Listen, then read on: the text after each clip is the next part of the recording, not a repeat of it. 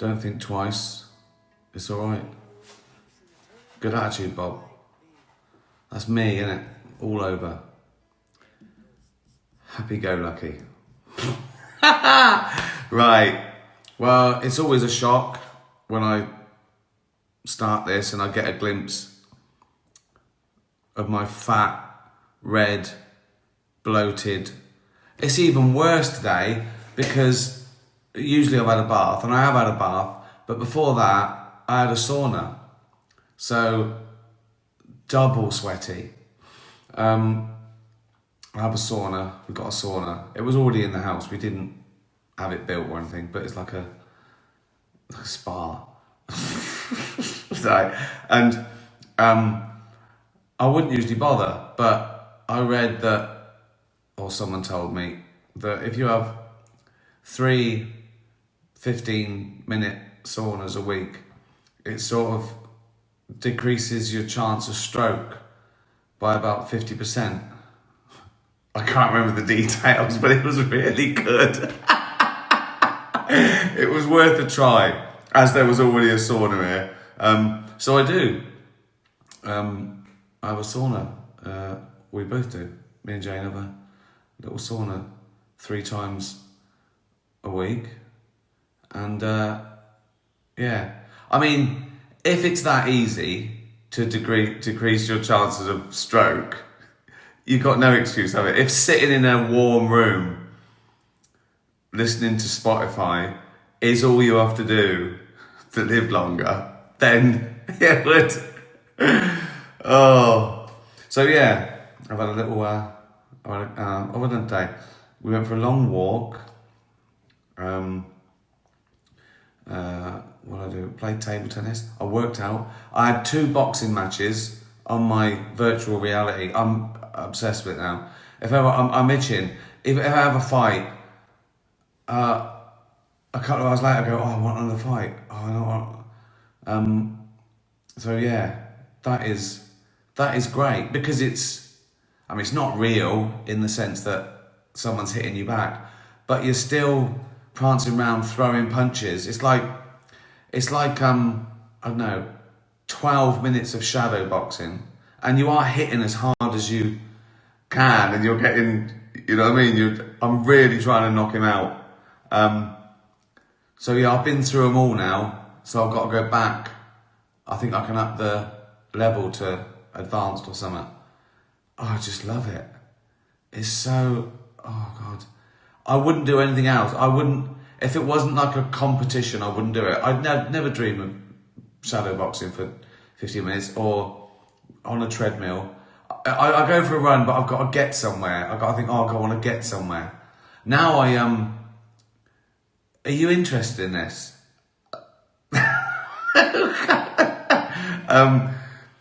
Now if I've got to make a business call, I think, and it's not raining, I think I'll do that business call walking around the park or the heath or something. And I think, I've done some work and I've done my steps. So that's just little tips there. Box, sauna, business calls. I mean, most people can't just get up from their desk in their office and go, I'm just going to walk around the park doing some business. I understand that. But yeah, I'm really into it. As long as it's fun, as long as it's like a competition or fun or stupid, I'll do it. Right, got some questions. Welsh Felix, that's a good question after all I've said. Are you doing any writing? That's a very good point. I'm not. I'm honing my stand-up. I'm sort of a third or nearly halfway through my tour, Mortality. But you're writing bits all the time. When you think of them, I don't really sit down and go, I've got to do 3 hours writing. I never do that. And I've done writing for the Netflix series, but now it's an animation. So I did spend like a year doing all the writing and a recording, and now it's going to take another year from now to animate it. It's mad, but it's great fun. So I'm not I'm not sitting down and writing a new project. No, I have done, and I'm just honing stuff. I suppose I'm writing stuff for Dutch Barn. I keep doing little adverts for that. That's sort of part of my job now, along with the table tennis, boxing, and saunas. Genie in a bottle. You've awoken in the year 3000. What would you expect to see? 3000. Oh, so think what's happened in the last 1,000 years, and it's probably exponential, isn't it, with technology? I mean, I just can't imagine it. I mean, we still have the basics, won't we? What will I expect to see? Probably, well, it'll either be terrible devastation from war, famine, global warming, or they've sorted it all out. It's difficult to say, isn't it? I don't know. 1,000 years. That's such a long time. I can't imagine. I just don't know.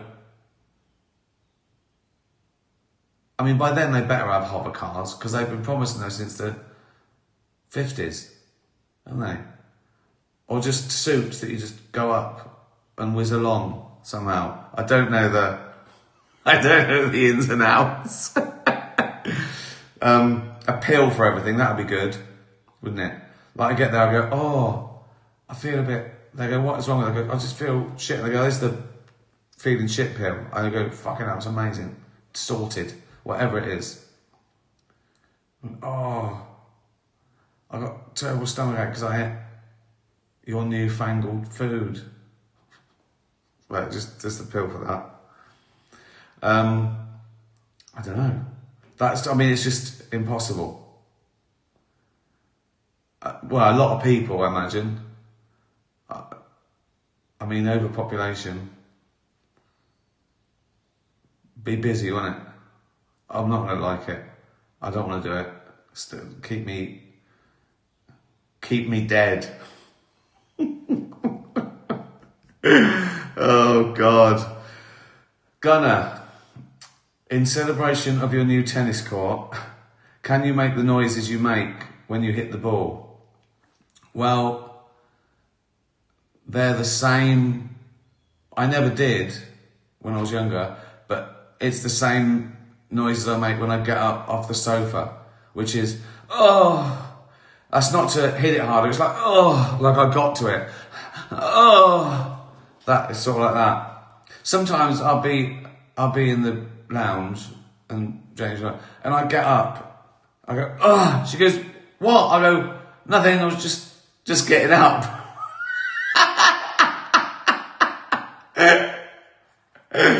Oh, God. Oh, so that noise. Oh, God. Sue, you can have a new superpower. Go on. Choose between change your appearance to whatever you want for an hour a day. That's good, isn't it? That's good. I like that. I mean, I'm thinking some sort of animal as opposed to another person or a telephone box. I assume that's what you meant. It would be a tree. Or pause time for 10 seconds once a day. It's that one.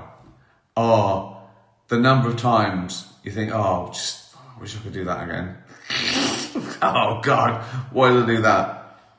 Like, I came down with a beer, put it there, put my laptop down, opened the laptop, knocked the beer, just caught it in time, see? And I just thought, well, that would have been a stressful thing. I'd have had beer all over my desk, all over my papers. I thought, right, oh, you can't go back in time though, can you? I'd have had to pause it as the beer was... Oh, that's not so good, is it? Unless you've accidentally, like, But what good would it do? Does it just pause everything? I assume I can pause time and I can do something. Like rob a jeweller's. As opposed to I just pause time for 10 seconds and I'm like, I'm fucked too. I just carry on falling from the building. I don't know. See, that seems like that would be the most useful. The most useful, could change the world the most. Not that I'm bothered about that. The most lucrative. Oh, but then you'd get good at it, wouldn't you?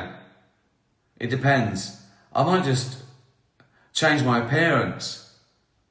I'd probably abuse it though, wouldn't I? Like, I'd be in the pub with my mates, right? And then just suddenly just turn into a polar bear. And they all go, and they're fucking screaming and running.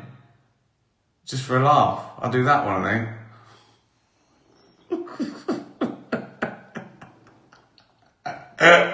Or just turn into one of their mums.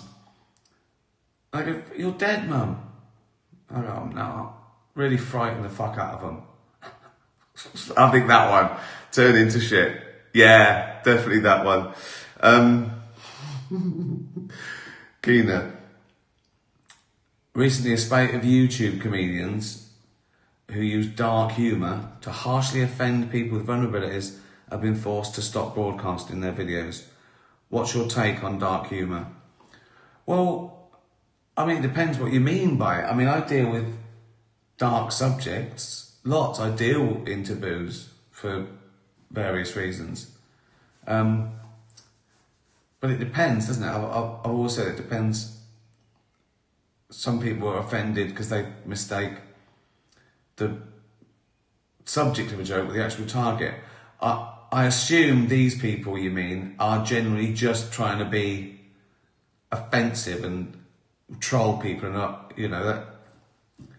I mean, again, I'm not going to judge them, but if you do that, you've got to be good at it. There's got to be something there. People think it's easy. They see people, you know, comedians who deal in dark subjects. They go, oh, anyone can do that. And you can't. As people say to me, go, oh, yeah, you're just offensive. Anyone can make people laugh by being offended. I go, go on then. Go on, sell out Wembley and then just go on there and just be offensive. No jokes, no art, no craft. After about 20 seconds, you'll go, yeah, there's a trick to this, isn't there? It's a skill, it's a tightrope walk. You know, imagine if you're walking along the tightrope, but you kept falling off and breaking a leg. People go, he's not very good. You can't go, oh, you just don't like the way you're not walking the tightrope properly. You've got to be good at it. I'd say it depends. You've got to take every joke on its own merit and, you know, and every comedian on their own merit. But what it sounds like, and I don't know this story, what it sounds like they've probably broken some sort of rules of the platform, maybe. I mean, there are still laws, I guess. I don't know, but it depends. But there's nothing wrong with dark humour, nothing at all. There's nothing wrong with any subject. It depends on the joke, is the answer I would give. Gonzo the Cat. Now that you're on tour doing Mortality, do you mind having your whole year booked up ahead of time? Do you know what? You've got no choice.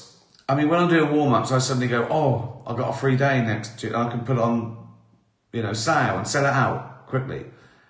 But bigger venues, they're already booked up because there's all tours going on. So you've got to at least book the venues, some of them a year in advance, and make sure that you're ready with it. So you just have to, when you do a big tour, particularly a world tour, when you're playing iconic places like the Hollywood Bowl and you know, other arenas around the world, and they're booked up a year or two in advance because, you know, everyone's or someone's on tour all the time. But no, when I look at it, when I look at the tour I've put in, I look at, I go, fucking hell, 100 dates. But then when you're doing it, it just goes quickly.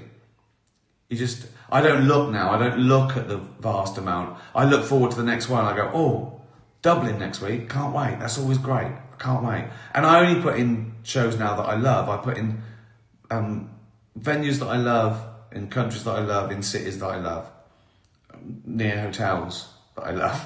So there's never a guy go, oh God, I've got to do that. I hate that venue. I hate that. Oh God, I hate that city.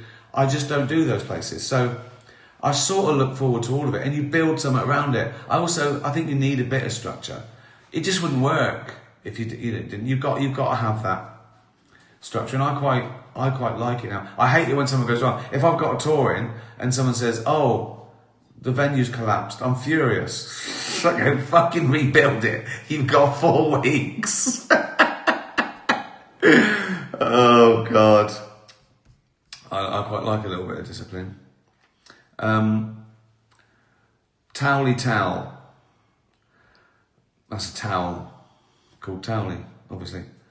What kind of artificial grass is your new tennising court? Nylon,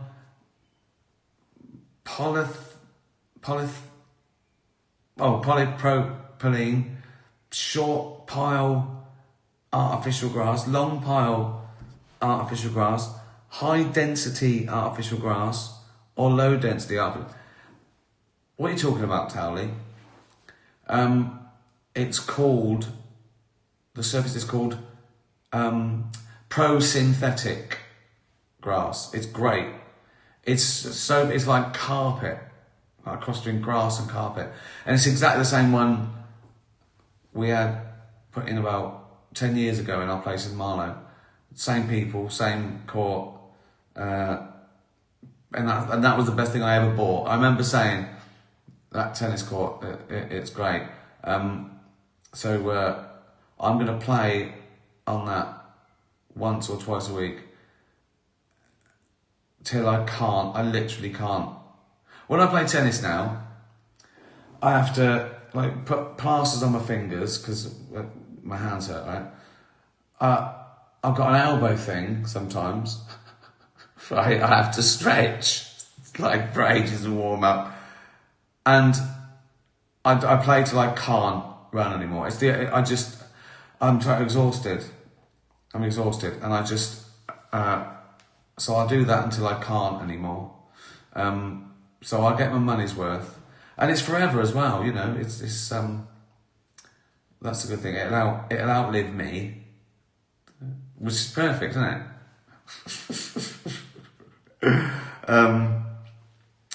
Tony. Oh, Tony asked, why is there no fence around the court? It looks better. We did it with Marlow because it's sort of incorporated in to the rest of the garden. It looks nicer. And you don't lose balls because there's a wall 12 feet around the,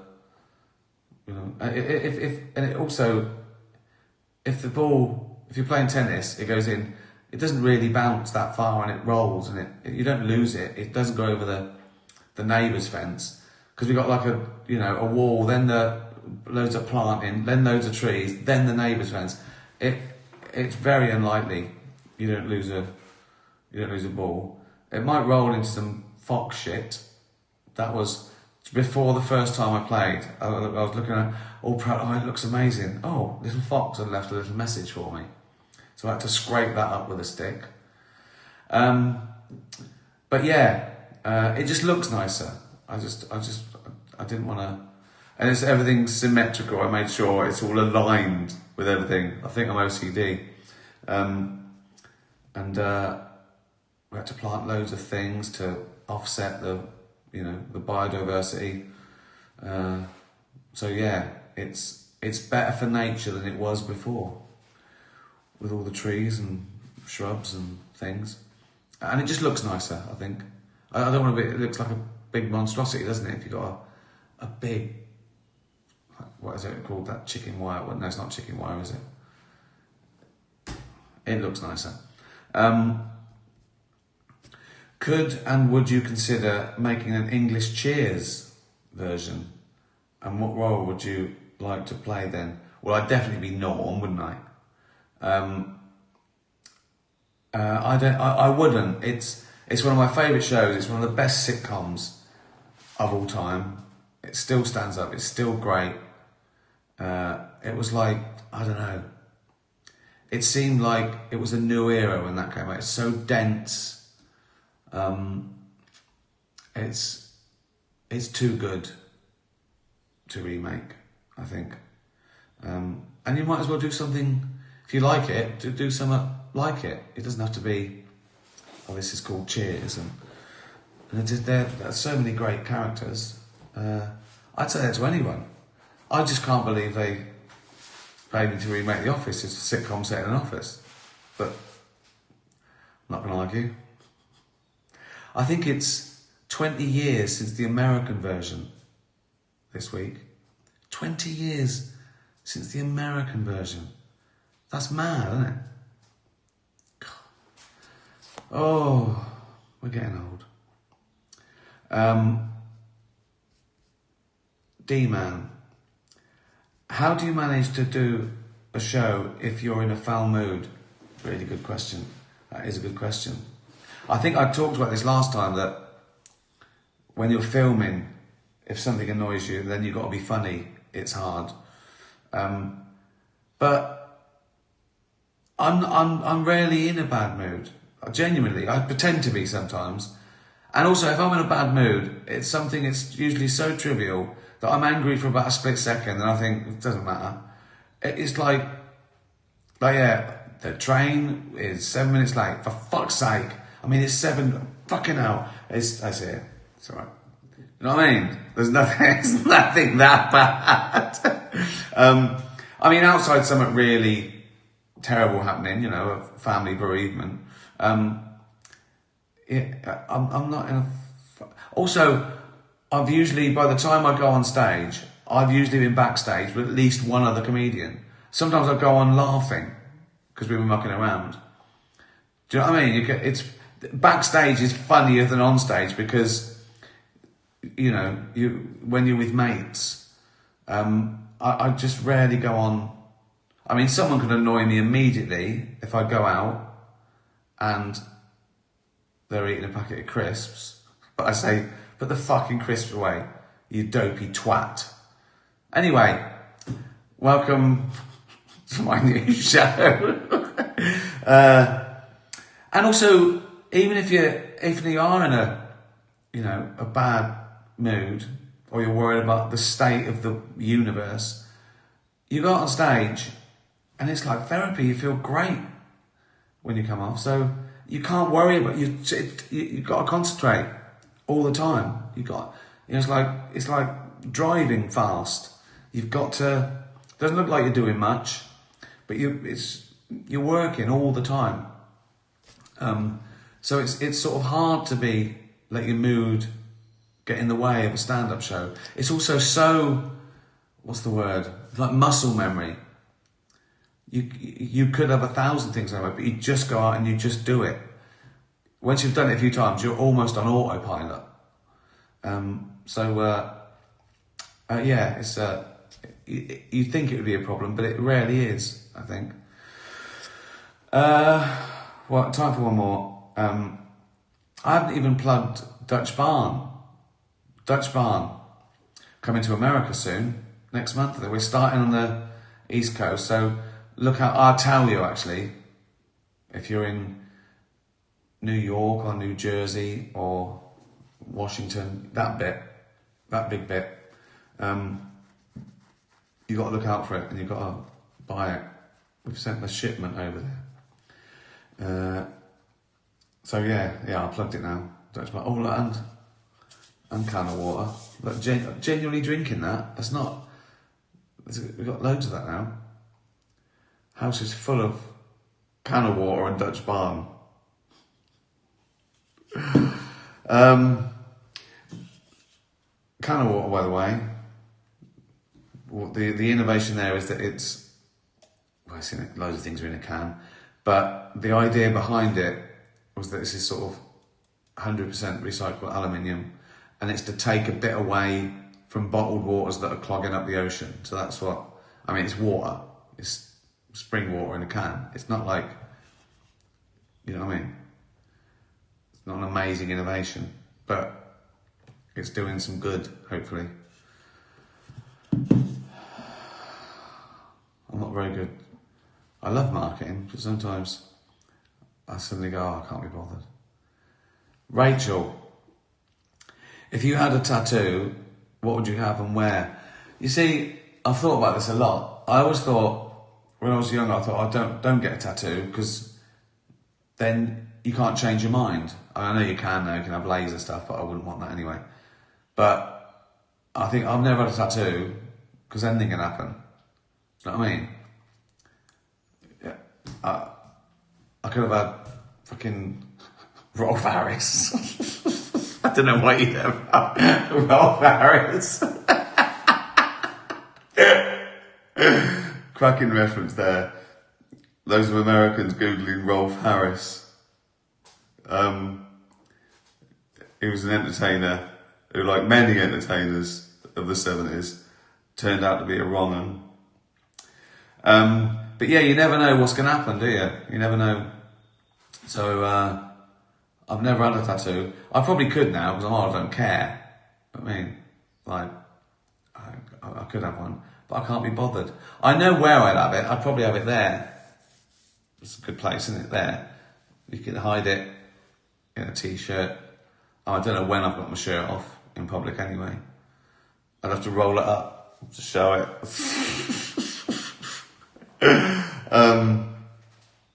I don't know what I'd have. Maybe something like a design or that's boring, isn't it? Something funny. How funny can it be? You've had it for a year. It's a joke. You're not laughing anymore, are you? Maybe I'll get Rolf Harris and they go, why you got that? I go, oh, I got it years ago. But I didn't. I don't know why that's so funny. Oh God, the only person to have a Rolf Harris tattoo after we found out about him. Yeah, it'd be there anyway. I wouldn't get Rolf Harris. That's about it. Another absolute load of bollocks. I hope you enjoyed it. Buy some Dutch Barn. Buy some can of water. Thanks for following. I'm on Instagram as well. Tatty bye everyone. Tatty bye.